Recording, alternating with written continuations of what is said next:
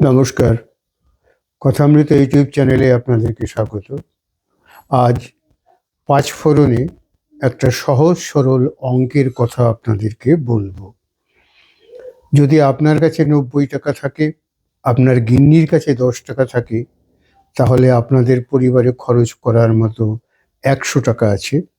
এখানে তো কোনো ভুল নেই।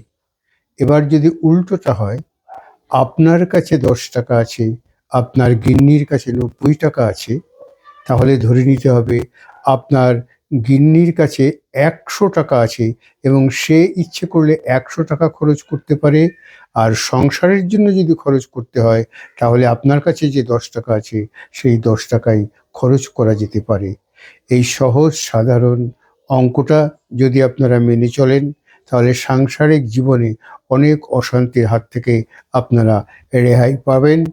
আপনাদের কাছে এই ভিডিওটা কেমন লাগলো? ভালো লাগলে লাইক, শেয়ার, কমেন্টস করবেন এবং নতুন হলে অবশ্যই সাবস্ক্রাইব করবেন। এবং এই ভিডিও সম্পর্কে মন্তব্য নিষ্প্রয়োজন, শুধু আপনাদের লাইক, শেয়ার, কমেন্টস প্রার্থনা করি। নমস্কার, ভালো থাকবেন, ভালো রাখবেন।